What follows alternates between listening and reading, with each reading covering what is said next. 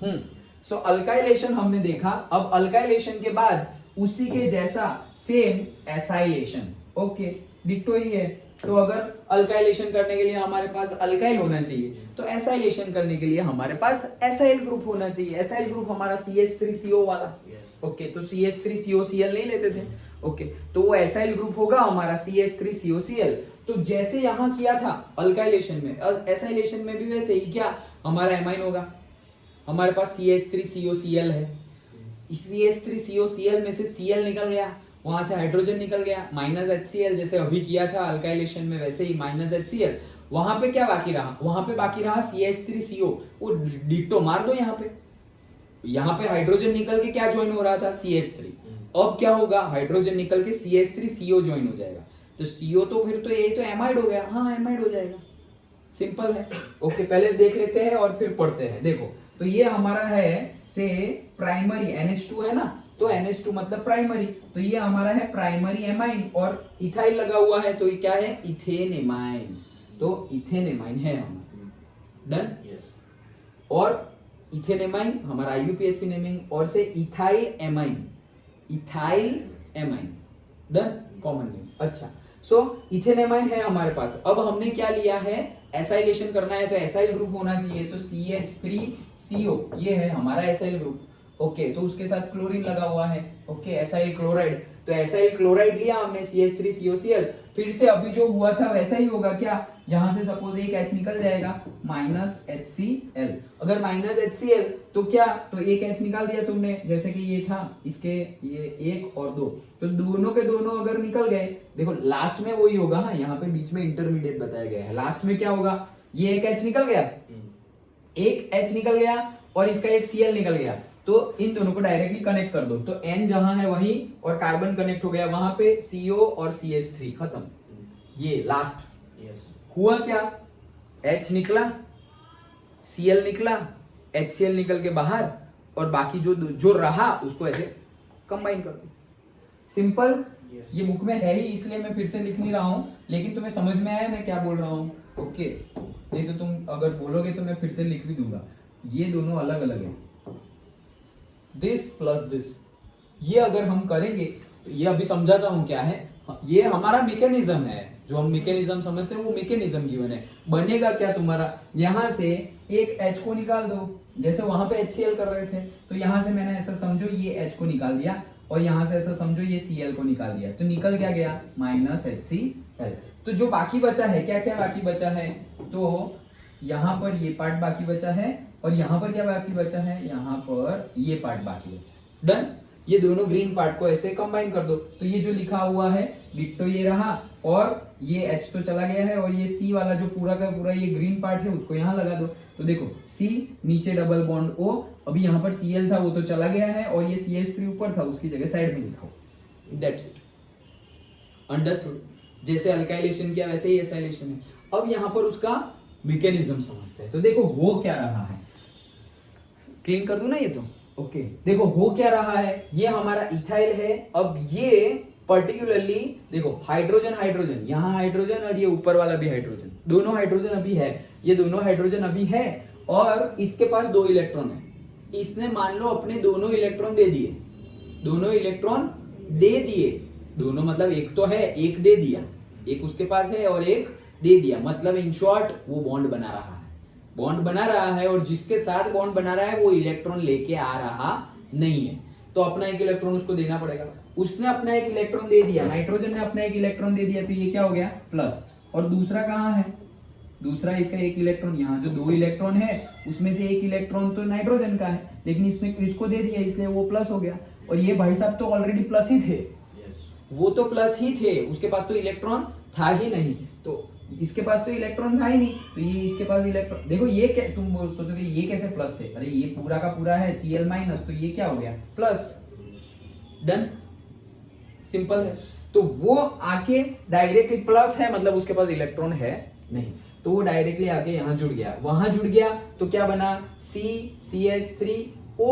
अब देखो ये O है, ये जो इसके पास जो नेगेटिव चार्ज है, ये डबल बॉन्ड है, ये डबल बॉन्ड है ना, वो डबल बॉन्ड क्या हुआ यहाँ पर शिफ्ट हो गया, मतलब जैसे हम रेजोनेंस स्ट्रक्चर में कल देखा था एमाइंस का, तो जो डबल बॉन्ड है वो क्या करेगा, रोटेट करेगा। तो वैसे ही यहाँ पर जो डबल बॉन्ड है वो सिंगल बॉन्ड में कनेक्ट हो गया। क्यों सिंगल बॉन्ड में कनेक्ट हो गया? क्योंकि कार्बन की वैलेंसी फिर कितनी सारी हो जाएगी, ये 1 2 3 4 और यहाँ पे जुड़ेगा तो 5 तो हो नहीं सकती। तो जहां डबल बॉन्ड है वो क्या कर देगा, रोटेट हो जाएगा। रोटेट हो जाएगा तो ये डबल बॉन्ड यहाँ से निकल गया और वो लोन पेयर के जैसे यहाँ पर ऑक्सीजन पे आ गया। अब कार्बन की देखो 4 ही वैलेंसी है। Done, okay. अब इसमें से आगे हमारा जो चाहिए वो मिल जाएगा और हमने जो HCl निकाला था वो HCl यहाँ पर निकल गया। ये मैकेनिज्म बोले तो ये रिएक्शन देख बतानी है। अगर मैकेनिज्म ना बोले और सिंपली बोल दे एसाइलेशन, तो अगर ज्यादा मार्क्स में है तो तुम पूरा लिख दो, और अगर सिंपली 2 मार्क्स में पूछा हुआ है तो ये बीच वाला step if you skip then also it is okay. तुम्हें तो करना है -HCl, बाकी जो बचा उसको पूरा का पूरा डिटो लिख देना है, तो वो डिटो लिख दिया।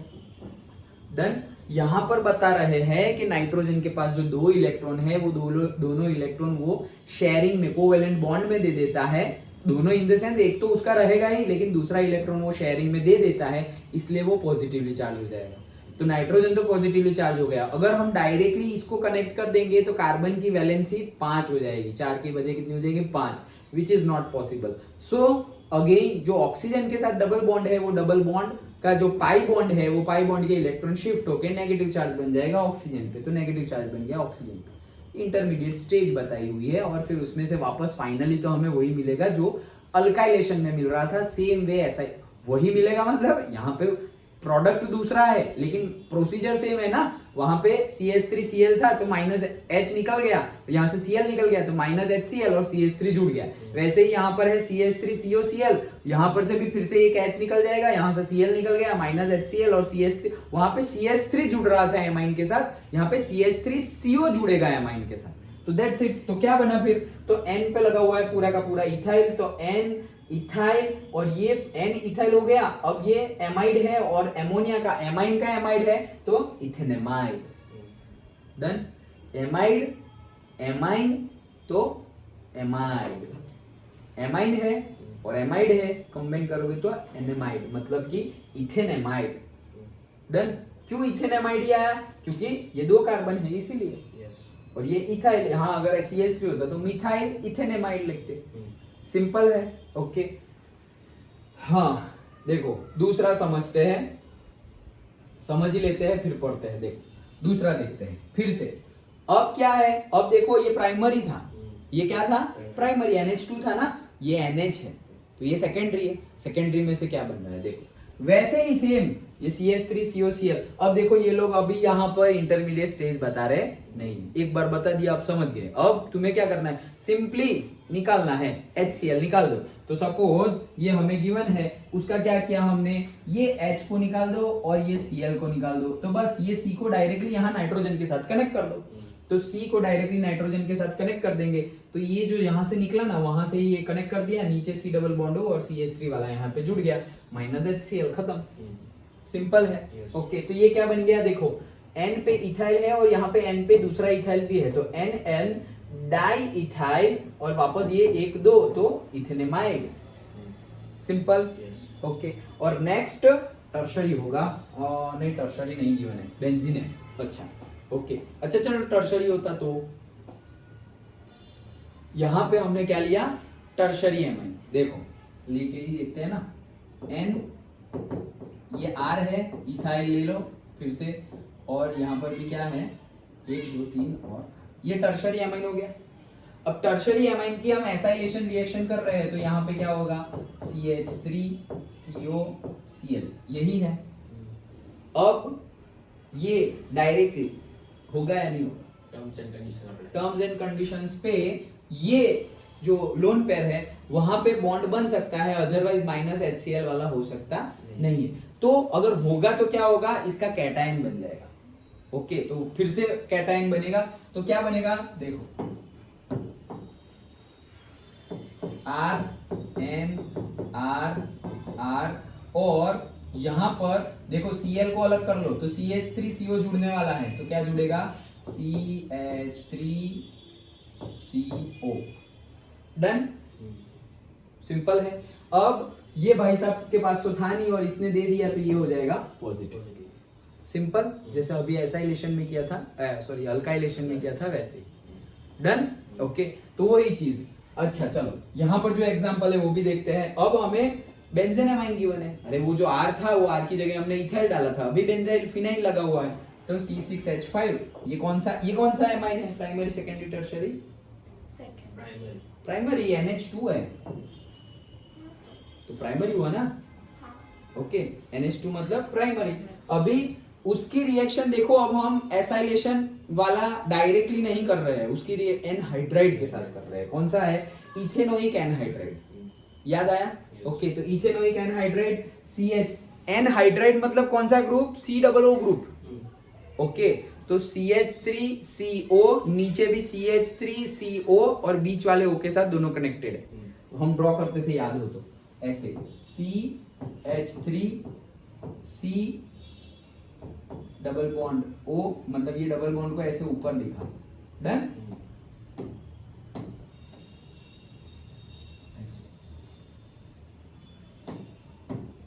फिर वैसे ही यहाँ पर CH3COO। तो देखो 1 2 3 4 कार्बन की वैलेंसी खत्म, 1 2 3 4 कार्बन की वैलेंसी खत्म, ये H, ये H, ये H, ये H, ये H और ये H। हर बार है ना एक ही तरह से लिखने की प्रैक्टिस रखो, तो तुम्हें अच्छा एनहाइड्रेट, अच्छा तो CH3CO वाला COO वाला लिखना है, तो COO यहाँ पे बन गया, COO यहाँ भी बन गया। ओके, सो ये क्या है हमारा? Ethanoic anhydride. डन? ये और दूसरा नाम एसिटिक एनहाइड्राइड। ओके, सो इथेनोइक एनहाइड्राइड और से एसिटिक एनहाइड्राइड हमने ले लिया, उसकी रिएक्शन करवा रहे हैं, तो उसकी रिएक्शन में भी यहाँ पे हर बार क्या निकल रहा था? HCl निकल रहा था, HCl निकल रहा था ना। अब क्या निकलेगा? यहाँ से एक H निकल गया, यहाँ से एक H निकल गया, और मान लो कि वो जुड़ गया CH3COO और यहाँ से H जो आया वो यहाँ, तो क्या निकला? इथेनोइक एसिड निकल गया, CH3COOH वो निकल गया, तो रहा क्या? वो जुड़ जाएगा एमाइन के साथ, तो यहाँ पर बना रहा हमारा COCH3। तो जुड़ेगा तो वही जो एसाइल में जुड़ रहा था, CH3COCl में जुड़ क्या रहा था? CH3CO जुड़ रहा था, यहाँ पर भी वही जुड़ रहा है, लेकिन वहां पर -HCl हो रहा था, यहाँ पे -CH3COOH हो रहा है, क्योंकि वो दूसरा वाला यहाँ पे सिर्फ H नहीं है। समझ में आया? पक्का? हाँ बोलो सर। अगर CH3 की जगह पर CH3 ऊपर, फिर इस वाले CH3 है ये, हाँ पर इथेन होता तो वो जुड़ता कि ये मीथेन वाला जुड़ता? क्या क्या क्या फिर से बोलो। अगर CH3 है वहां पर और इस तरफ यहाँ पे C2H5 है, C2H5, ओके, तो ये उसके N के नाइट्रोजन के साथ क्या जुड़ता?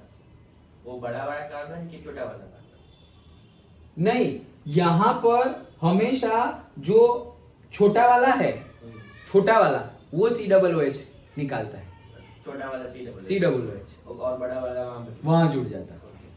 ओके, पर्टिकुलर कंडीशन होती है, लेकिन जनरली जो हमारे सिलेबस में गिवन होता है उसके अकॉर्डिंगली मैं बता रहा हूँ। ओके, ये जो अभी तो हमने CH3 लिया हुआ था। ओके, एसिटिक एनहाइड्राइड में तो दोनों यही हो गए, CH3 होंगे, लेकिन अगर हमने ऐसा लिया तो जो माइनस होगा वो छोटे वाला होगा। डन? ओके, हाँ। अब इसका आगे क्या होगा? तो इसका आगे बस वही, हमने तो क्या किया, CH3CO को ऐड कर दिया, तो ये रहा CH3CO को वहां से ये H निकाल दिया और वहां पे ऐड कर दिया, सिंपल। और बाहर क्या निकलेगा? CH3COOH। N, अब देखो इसका नाम, N पे है फिनाइल, तो N फिनाइल, और ये है पूरा का पूरा मेरा 1 और 2 कार्बन, मतलब इथेनेमाइड, CO है ना। ओके, तो और एमाइन भी है, एमाइड नहीं है। ओके, तो एमाइन के साथ एमाइड है, तो इथेनेमाइड। ओके, सो इथेनेमाइड। और से ये नाम भी पूछते हैं, हाँ, एसिटानिलिडीन, एसिटानिलिडाइड। ओके, एसिटानिलिड। डन? कैसे बना देखो, ये एसिटा तो है ही, ये एसिटा वर्ड क्यों आया? 2 कार्बन, एसिटिक एसिड जैसे हम बनाते थे, एसिटिक एसिड क्यों आता था? 2 कार्बन थे इसीलिए। ओके, तो एसिटानिलीड। ओके, ये लीड कहां से आया? हमारा एक तो है एमाइड और दूसरा, एक तो है हमारा एमाइड और दूसरा है हमारा एमाइन, तो उसकी वजह से वो बन गया एसिटानिलीड। डन? ये पूछते हैं बार बार, ओके। तो प्रोनाउंसिएशन भले ही थोड़ा आगे पीछे हो जाए, लेकिन तुम्हें पता होना चाहिए कि एसिटानिलिडिड, मैं 2 बार बोल रहा हूं सर, एसिटानिलिड, डन, ओके। वो बनाओ, तो वो बनाओ मतलब क्या, एन पे होगा पूरा का पूरा फिनाइल और फिर तुम्हें इथेनेमाइड बनना, ओके। तो एन पे होगा पूरा का पूरा फिनाइल और से इथेनेमाइड, डन, ओके। तो ये रिएक्शन थी हमारी। देखो अभी पढ़ लेते हैं फिर से। Aliphatic and aromatic primary and secondary amines react with the acid chlorides anhydrides and ester by nucleophilic substitution reaction. तो प्राइमरी और सेकेंडरी डायरेक्टली बोला है क्योंकि टर्शरी में तो H निकलने वाला है ही नहीं, इसीलिए बोल दिया है कि ये लोग रिएक्ट करेंगे, चाहे एलिफेटिक हो या एरोमेटिक हो, दोनों के दोनों रिएक्ट करेंगे। किसके साथ, एसिड क्लोराइड, एसिड क्लोराइड के साथ, मतलब जो हम CH3COCl ले रहे हैं तो उसको एसिड क्लोराइड हम बोल सकते हैं, ओके। एनहाइड्राइड्स मतलब CH3COO CH3CO वाला, डन, ओके। तो एनहाइड्राइड्स एंड एस्टर, तो एस्टर भी तो वही है RCOOR, डन।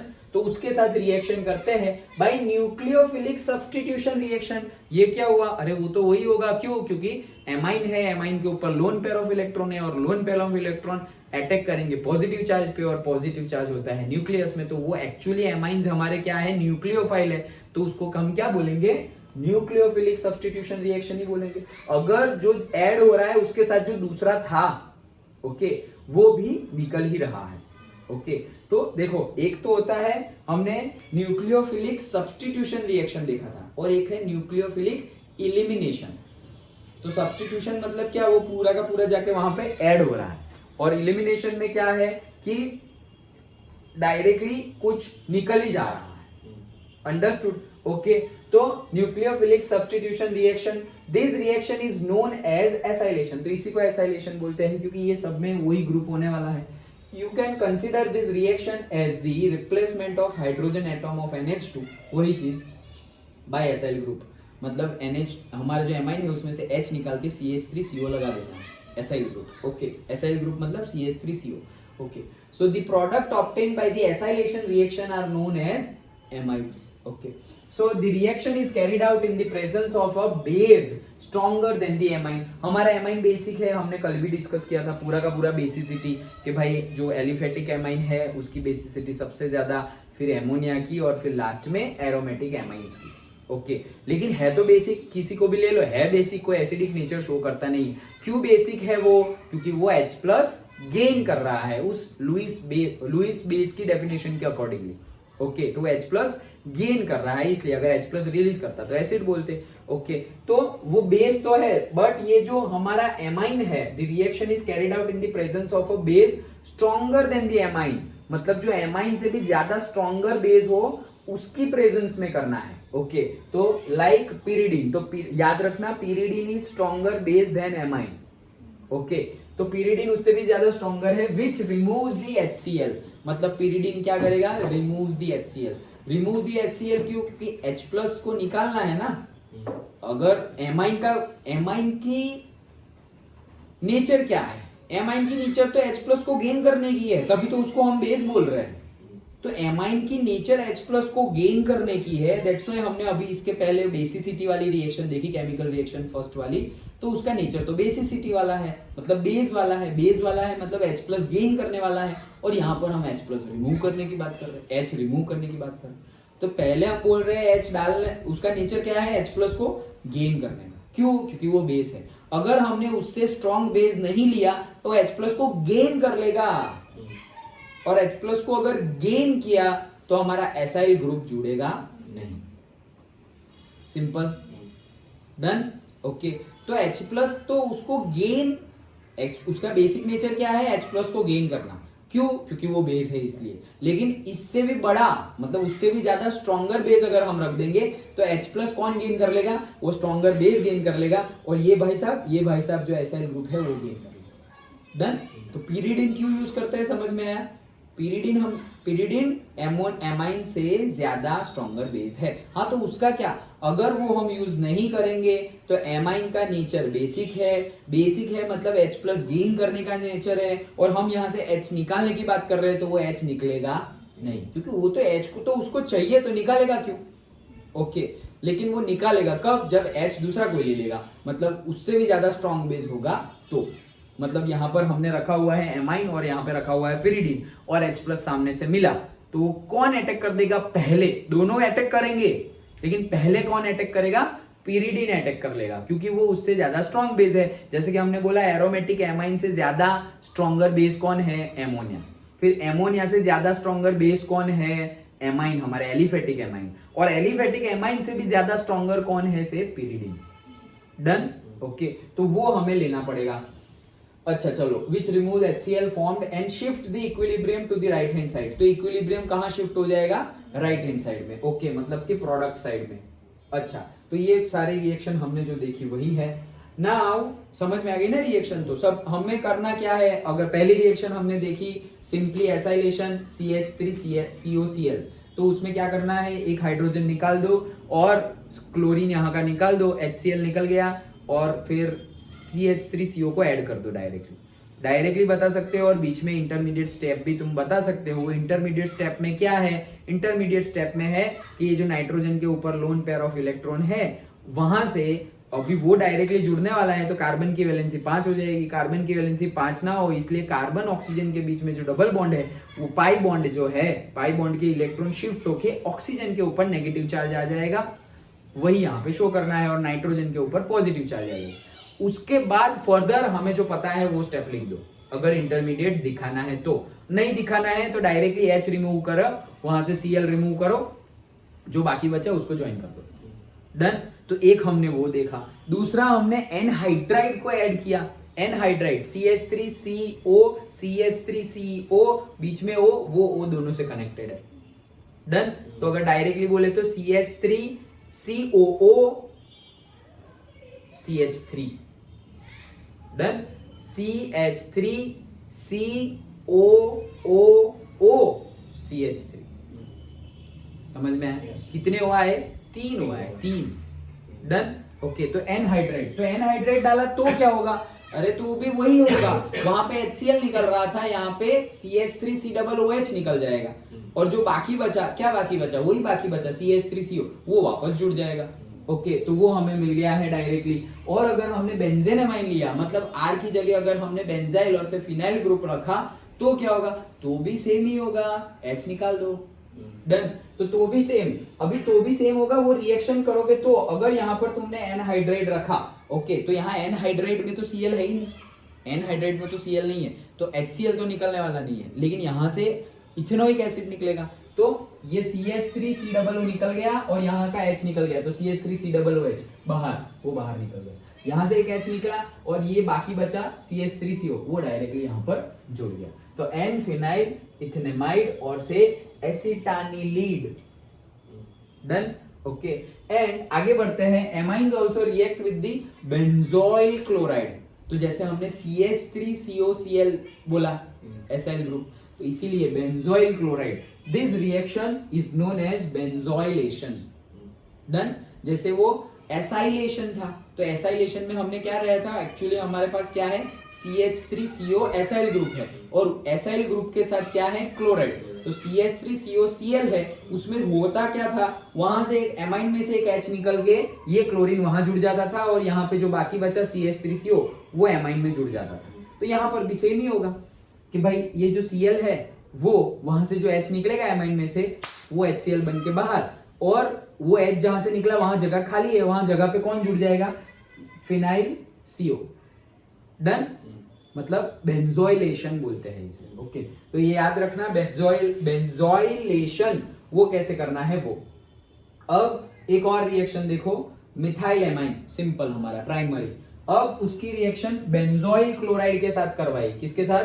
बेंजोइल क्लोराइड के साथ, मतलब वो जो अभी बोला वही है। ओके, ये Cl हटा दो, तो वो Cl हटा दिया और यहां से एक H हटा दो, तो क्या बना? CH। ऐसे करेंगे ना तो हमें ज्यादा कुछ एक्सप्लेनेशन, मतलब टीचर का काम इजी हो जाएगा, ऐसा कलर कोडिंग होगा तो। क्यों? क्योंकि मैं वही चीज तो बता रहा हूँ कि यहाँ से ये निकल गया, ये निकल गया। कलर है तो मैं डायरेक्टली बता सकता हूँ, देखो ये ग्रीन कलर है, वो निकल गया, और वहां से एक H निकल जाएगा, HCl निकल गया, ये HCl यहाँ निकल गया। बाकी क्या करना है? बाकी जो बाकी बचा वो उसको जोड़ दो, तो बाकी क्या बचा? यहाँ पे से निकल गया, तो C6H5CO, तो C6H5CO, ये बाकी बचा, और वहां पे क्या बाकी बचा, एक H निकल गया, तो जितना बाकी बचा है उसको डायरेक्टली जोड़ दो, जोड़ दिया, डन, ओके। लेकिन भले ही कैसा भी लिखा हुआ हो, हमें उस तरह से ही याद रखना है, जुड़ क्या रहा है और कनेक्ट क्या हो रहा है, डन, ओके। सो हमारा बना N मिथाइल बेंजेनेमाइड बन गया हमारा, N मिथाइल बेंजेनेमाइड, डन, ओके। तो वही चीज है, what do you think is the product of the reaction of amines with the carboxylic acid, अगर कार्बोक्सिलिक एसिड के साथ रिएक्शन की तो क्या होगा, they form salts with amines at room temperatures, तो एमाइन के साथ क्या बना देंगे, सॉल्ट बना देंगे एट द रूम टेम्परेचर। तो ये हमें आंसर तो बता दिया है, लेकिन अगर तुम्हें रिएक्शन के तौर पे पूछा तो तुम्हें सॉल्ट बनाना आना चाहिए। क्या, what do you think product of the reaction of amines, मतलब तुमने एमाइन्स ले लिया और एमाइन्स के साथ तुम क्या जोड़ रहे हो, कार्बोक्सिलिक एसिड, सिंपल हमारा RNH2 है और तुमने ले लिया है CH3COOH, डन। तो अब क्या करें, तो CH3COOH है यहाँ पर, और यहां से तुम्हारा अगर ये H निकला भी, यहां से एक H निकालना पड़ेगा ना, तभी तो कुछ ज्वाइन करोगे, तो अगर यहां से एक H निकला तो वहां पर तो CH3COO है, तो वहां पर से CH3COO CH3COOH है, और यहाँ पर भी H निकालोगे तो H निकला, और यहाँ पे CH3COO अगर तुम ऐड करोगे, ओके, तो यहाँ पे क्या बना, क्या तुम्हारा हमारा एमाइन तो है, साथ साथ में COO और CH3 वो बना, तो मतलब ये तुम्हारा एस्टर है, डन। लेकिन वो H का क्या करेंगे, तो वो अगर H अगर साथ में लिखा हुआ है, तुमने H को निकालने के लिए तुम कुछ करना पड़ेगा, और H को निकालने के लिए तुम कुछ कर नहीं रहे हो तो वो तो वहां जुड़ा रहेगा, और अगर वहां जुड़ा रहेगा तो वो एक सॉल्ट है। जैसे हमने पहले ही अल्काइलेशन में देखा कि अगर क्लोरीन को तुम्हें हटाना है तो तुम्हें कुछ, जैसे कि मैंने बताया था कि पानी डाल दो, पानी वाला लो, जो मिथाइल क्लोराइड हमने लिया वो पानी वाला लो, मतलब एक्वियस वाला, एक्वियस में बना दो मीडियम, ओके। तो क्या होगा कि वो पानी में सॉल्यूबल है, तो मिथाइल तो चला गया, लेकिन जो क्लोरीन है वो पानी में से हाइड्रोजन गेन करके वो मीडियम को एसिडिक बना देगा। वैसा कुछ करना पड़ेगा, अगर ऐसा कुछ नहीं किया हमने, जैसा ले रहे थे वैसा ही लिया, तो Cl वहीं पे चिपक जाएगा, और वहां पे चिपका तो फिर एक पॉजिटिव कैटायन और नेगेटिव हमारा एनायन, तो उसको हम बोलेंगे सॉल्ट। तो इसीलिए बताया गया है they form salts with amines at room temperature. इसीलिए देखो, this is also important, at room temperature. तुम्हें अगर वो चीज नहीं चाहिए, सॉल्ट नहीं चाहिए, तो तुम कोई पर्टिकुलर चीज लेके आओ, मतलब पर्टिकुलर प्रोडक्ट और से रिएक्टेंट लेके आओ, तो वो रिएक्टेंट में जो तुम्हारा ये जो H निकल रहा है ना, वो H को तुमने सपोज क्लोरीन गैस पास कर दिया, तो क्लोरीन गैस पास कर दिया तो वो H क्लोरीन के साथ जुड़ के HCl बन के चला जाएगा, डन। तो HCl बन के चला गया, तो जो तुम्हें चाहिए था वो मिल गया, अंडरस्टूड। सो सॉल्ट तो मिलेगा ही बाय डिफॉल्ट, लेकिन अगर तुम्हें सॉल्ट नहीं चाहिए, तुम्हें कैटायन चाहिए, तुम्हें एमाइड चाहिए, बेंजेनेमाइड चाहिए, फिनाइल ग्रुप के साथ CO ग्रुप था ना, तो तुम्हें बेंजेनेमाइड चाहिए, बेंजेनेमाइड, तो फिर तुम्हें कुछ ना कुछ वो Cl को निकालने के लिए करना पड़ेगा। Cl को निकालने के लिए एक्स्ट्रा अगर तुमने कुछ नहीं किया तो रूम टेम्परेचर पे तुम्हें सॉल्ट मिल जाएगा, अंडरस्टूड। जहां जहां ऐसे क्वेश्चन है, कई थियरी में ऐसा है, थियरी एक्सप्लेन कर दी, अगर ये करते तो क्या होता, फिर उसका आंसर भी उन्होंने दिया हुआ ही है, लेकिन ये एग्जाम में पूछते हैं, और फिर स्टूडेंट सोचते हैं कि यार ये तो कहीं पे, ये एग्जाम्पल तुम फिर ये एसाइलेशन रिएक्शन देखोगे, ऐसे अरे CH3COOH, कहीं पे इथेनोइक एसिड ऐड किया हो, ऐसा तो कुछ है ही नहीं, देखो कहीं पर भी ऐसी पूरा का पूरा एसिटिक एसिड ऐड किया हो वैसी कोई रिएक्शन है नहीं, तो हम सोचेंगे कि ये कहां से पूछ लिया, लेकिन उन्होंने हिंट तो दे दी है कि अगर तुम एसिटिक एसिड और से कार्बोक्सिलिक एसिड ऐड करोगे तो तुम्हें सॉल्ट मिलेगा, बता तो दिया है, सिंपली करना क्या है, सॉल्ट बना देना है। सॉल्ट में क्या बनाना है, प्लस और माइनस वाला बना देना है, simple, done, okay. So that is the thing, okay. तो ये था पूरा का पूरा हमारा एसाइलेशन, अंडरस्टूड। तो पहले हमने आज क्या देखा, अल्काइलेशन, और आज हमने फिर दूसरा अभी लेटेस्ट में क्या देखा, एसाइलेशन। एसाइलेशन में याद रखना जो लास्ट वाली रिएक्शन हमने ये की थी, ओके, कि ये जो पूरी की पूरी रिएक्शन है is in the presence of base stronger than the amine like pyridine which removes the HCl formed, okay। otherwise अगर तुमने pyridine नहीं लिया, okay, otherwise क्या होगा, पीरिडिन क्यों ले रहे हैं, ऐसा भी एक क्वेश्चन पूछ सकते हैं 1 मार्क या 2 मार्क में। Why we are doing this exercise और doing this reaction in the presence of pyridine. अगर हम पीरिडिन नहीं लेंगे तो क्या होगा, क्योंकि पीरिडिन क्या है, बेस है, हमारा एमाइन क्या है, बेस है, दोनों का नेचर क्या है, H प्लस गेन करना है। तो H प्लस गेन करना नेचर है, तो एमाइन में से H रिमूव कैसे करोगे, हमें प्रोसेस तो H रिमूव करके वहां कुछ डालना है। जैसे पहले अल्काइलेशन, तो H रिमूव करके हमने अल्काइल ग्रुप डाला, सल्फोनेशन करना है तो भाई H रिमूव करके तुम वो ग्रुप डाल रहे हो, नाइट्रेशन कर रहे हो तो H रिमूव करके तुम वो ग्रुप डाल रहे हो, NO2 डाल रहे हो, लाइक दैट SO3H डाल रहे हो, NO2 डाल रहे हो, व्हाटएवर H रिमूव करके डाल रहे हो। तो H रिमूव करना है और तुम्हारा तो बेसिक नेचर है, बेसिक नेचर है तो H प्लस गेन करने का नेचर है, तो H रिमूव कैसे करोगे, तो वो H रिमूव करने के लिए पीरिडिन होना चाहिए। तो H गेन करने की कैपेसिटी किसकी ज्यादा होती है, स्ट्रॉन्गर बेस की, तो पीरिडिन ज्यादा स्ट्रॉन्गर बेस है कंपेयर टू दी एमाइंस, इसीलिए वो H प्लस को गेन कर लेगा अगर होगा तो भी, और ये भाई साहब H प्लस निकाल देंगे। मेरे पास 2 बेस है ऐसा समझो, एक स्ट्रॉन्ग बेस है और एक वीक बेस है, और बेस की नेचर क्या होती है, H प्लस गेन करना। अच्छा, लेकिन मैं बोल रहा हूं कि मैं ऐसा कुछ करूंगा जिससे कि वो H प्लस गेन ना करे, H प्लस निकाले। क्या बोल रहा हूं मैं ऐसा कुछ रिएक्शन, टेम्परेचर, प्रेशर सेट कर रहा हूं कि उनका नेचर क्या है, H प्लस गेन करना, दोनों के दोनों का, लेकिन मैं ऐसा कुछ कर रहा हूं जिससे कि वो H प्लस गेन ना करे, H प्लस निकाले। बताओ कौन जल्दी H प्लस निकाल देगा, जो वीक बेस होगा वो या जो स्ट्रॉन्ग बेस होगा वो? सोचो क्या बोल रहा हूं मैं, दोनों के दोनों बेस है, एक स्ट्रॉन्ग बेस है, एक वीक बेस है, दोनों की प्रॉपर्टी क्या है, H प्लस को गेन करने की। मैं बोल रहा हूं मैं ऐसी कोई एक्सपेरिमेंटल कंडीशन सेटअप कर रहा हूं कि वो H प्लस गेन नहीं करेंगे, H प्लस लूज करेंगे। H प्लस क्या करेंगे, लूज करेंगे। तो कौन लूज करेगा, स्ट्रॉन्गर बेस लूज करेगा या वीकर बेस लूज करेगा?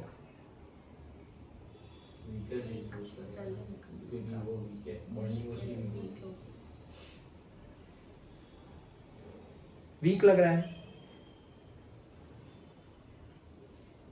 यहां पे कंसेप्ट लगाओ conjugate acid, conjugate base. Actual में जैसे कि एमाइन का नेचर क्या है, बेसिक, तो उसको हम कॉन्जुगेट एसिड बोल सकते हैं, याद है?